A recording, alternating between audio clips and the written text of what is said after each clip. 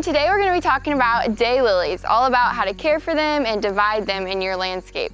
My name's Cassie Homan. I'm the Horticulture Agent for the Post Rock District. My name's Tristen and I guess you could call me farm manager out here at Long Stem Gardens. We're a garden north of Beloit, about 4 miles. And this whole property used to be Lois Crone's farm. She passed in 2019 and left a legacy of beauty behind. Everything here is her hard work, and we are just blessed to be stewards of this property now. So what we're going to show you is all of her hard work and every little bit, every little detail she planned and planted. So I wanted to give a shout out to her first of all and her family, because this is just a beautiful property to be even a part of, much less to take care of. So daylilies are a great addition to your landscape because they're very hardy and a tough plant. They can survive with very little water, very little fertilizer. You can kind of just plant them and forget about them. And they also come in thousands of varieties. So whatever color you want in your landscape, chances are they have one of those colors available. So daylilies are really great plants because they really give you great flowers all summer and all season. So you can kind of see where each flower was.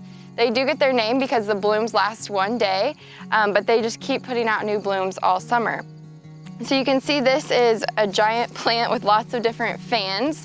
And one of my favorite parts about daylilies is that they keep giving. So you can divide them up every 3 to 5 years, and you can see each of these little fans can be divided and made into a new plant. So they really are a great investment for your landscape. They're a summer to kind of a late summer plant, but at this point the days are winding down. The green foliage is really just kind of dying off, you could say. But the great thing about these is that they're a perennial plant. They'll come back every year, and what the plants are doing right now is putting all its energy into developing a good root system so that it can dig down deep and survive a very cold winter and come back stronger next year. We've got our little helper here to demonstrate how to divide a plant. When I would divide perennials with my mom or grandparents, a lot of times they just say, go out with a shovel and just take half the plant. Here at Long Stem Gardens, we want to try to be a little more precise to kind of keep track of how many plants we have, our inventory, and you really, in my opinion, don't want to take more than half the plant just to, I guess, keep the stress from really breaking up the root system. There's already enough stress with the drought, with heat. So I would say my rule of thumb is take 1/3 of the plant at most at a time. And so you can kind of see here, like you've got this kind of front area, you've got kind of a middle chunk and a back chunk. What we're gonna do today is probably take this right here, and in each pot we'll probably take 3 to 4 fans, kind of whatever fits nice. And you can see a lot of the foliage is coming off. Again, it's putting a lot of energy in the root systems. You've got a little bit of new growth here, which means this is a strong, healthy plant. It's still trying to produce and grow. But again, there won't be any blooms this year. And keep in mind when you plant this, or if you divide a plant and give it to a friend or a family member, there's a good chance the foliage on top might die. I've put plants in the ground before, and in 2 weeks they're black and withered and completely gone. I thought, well, that was a waste.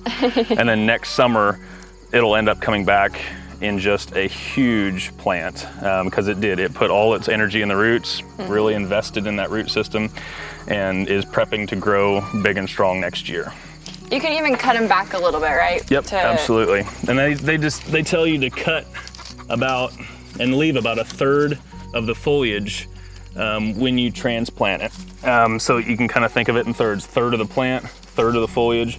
That way, all this green up here is not trying to be sustained when there's already a big chunk of roots. You know, I mean, you can think of it as cutting. You know, when you cut yourself, you feel pain, you feel a little bit of stress. It's kind of the same way in that plant. It's going to feel a little stress when you cut through.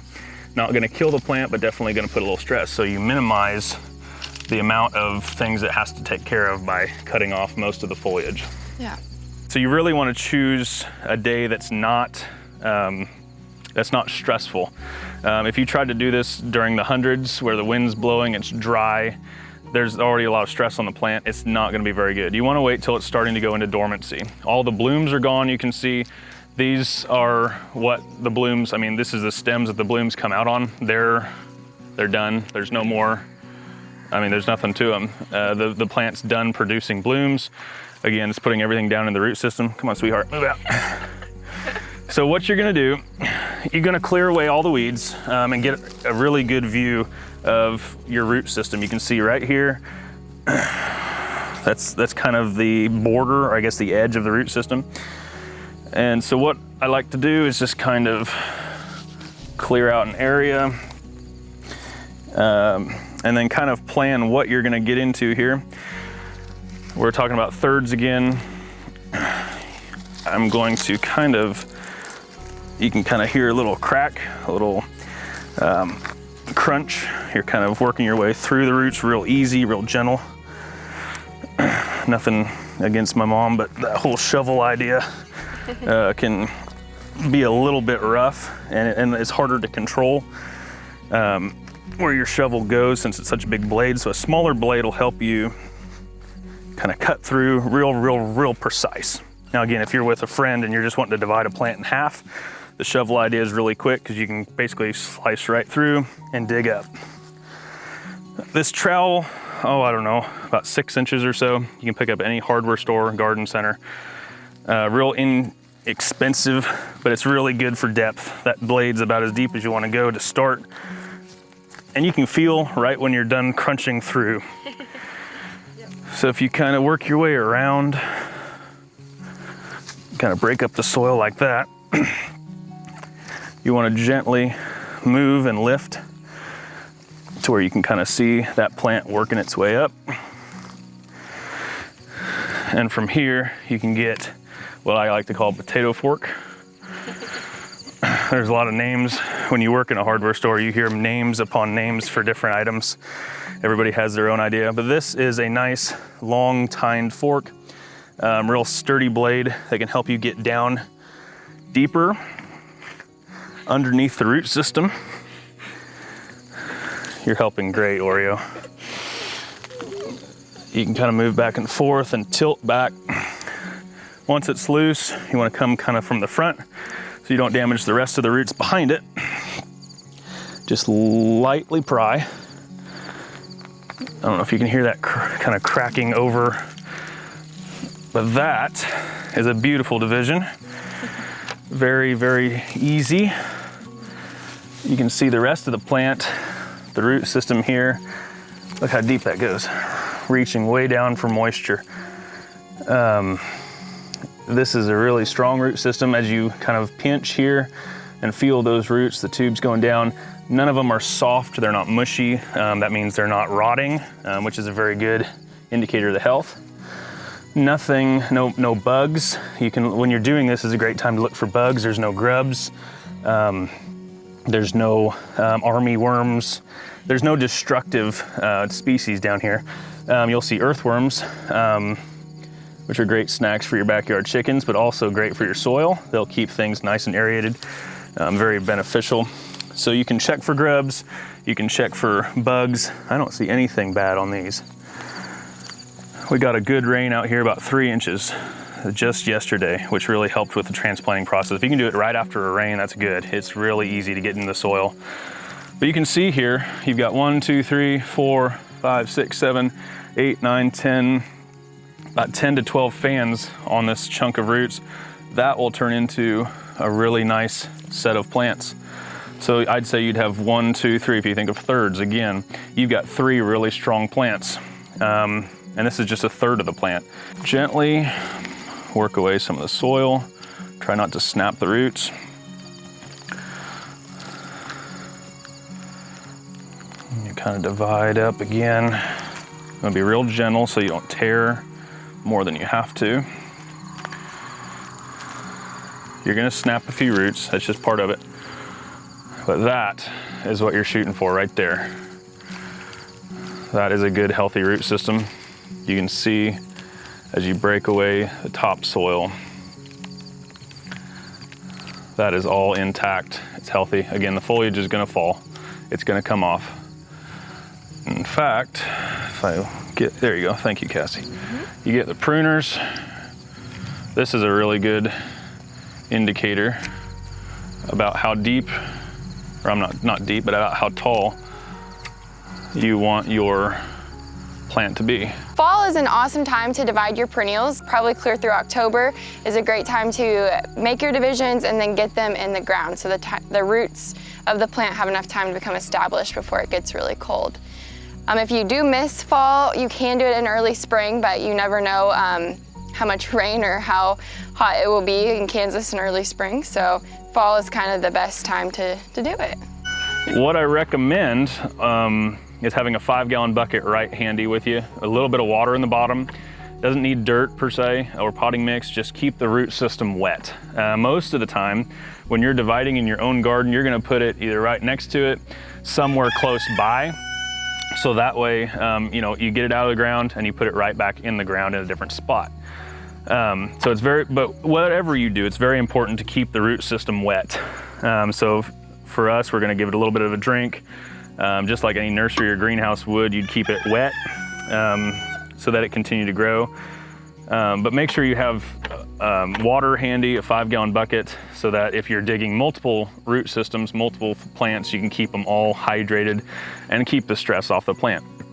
Now, as Cassie can tell you, or if you have questions about where the plants go, the Post Rock District has a ton of good information on what kind of plants go where. So these are full sun plants. A lot of times they will grow the best in here in north central Kansas, at least on the south side of buildings where this gets sun all the time. Typically your north side is more shaded, even in the middle of summer when the sun's overhead. A lot of times your hostas, your impatiens, whether it's perennials, annuals, those are, you know, shade plants. Full shade goes on the north, full sun goes on the south. That's a good rule of thumb. Again, they'll take care of themselves pretty well, but as you get them in the ground, the thing that a lot of people forget is the maintenance. These just underwent a lot of stress being cut in half or thirds, especially with the drought we've been having. There's a lot of stress on this plant right now. The number one thing you can do is water it. You really don't need to fertilize because it's not actively growing. These are gonna get ready to go into dormant hibernation, for lack of a better term, I guess. So keeping it watered is the number one thing you can do. Fertilizing can happen next spring, but a daylily, again, really doesn't need a whole lot of nutrients. A 10-10-10 fertilizer straight across, real low nitrogen, low phosphorus, low potassium, is a really good fertilizer you can use. You don't need a high nitrogen fertilizer like a fescue grass would. You don't need a 30 or a 20 even. A 10-10-10 or a 12-12-12 is the most you want to do. Otherwise, they'll really take care of themselves. Once that root system is established, and hopefully you get some rains in the spring, it'll be really strong to go into the summer. You may not get blooms right away. That's something to think about when you transplant. You might go the first season without blooms. Again, that plant is really focusing on putting all of its energy into the roots to get a really good start. So we've talked about root systems, we've talked about division, we've talked about a lot of things. I'm gonna get real and show you the scary part of gardening is weeds. It doesn't take very long at all for weeds to just flourish when you're gone. So the number one thing, and the never-ending battle out here, is weeds, especially being in a rural area right next to fields. There's a lot of weeds that can pop up. Find a weed cloth, a barrier, put down pre-emergence, because all these weeds, they are just gonna be suckers of all the nutrients. They're gonna suck up the nutrients these guys need to grow healthy and strong. So whatever you choose, just know there's maintenance involved. Grab a friend, come out, and do some weeding. Daylilies are actually a plant that you want to divide every so often, about 3 to 5 years, because once they start getting so big like this, sometimes the flowering won't be as strong as when it was a smaller plant. So don't be scared to dig up and divide your plant. You're not hurting it. They will actually benefit from that division, and you get more plants. If you have any questions about dividing the perennials in your landscape this year, feel free to contact the Post Rock Extension District. You can send us a message, give us a call, or stop by your local extension office. And if you have any questions about our farm, Long Stem Gardens is on Facebook. You can like our page. You can find Daylily catalogs to show all the different kind of plants and blooms. And come out and see the farm. We're happy to have you out. Just give us a holler on Facebook, and that's the easiest way to get a hold of us. We thank K-State for having us out, coming out to the farm and showing everybody how to divide.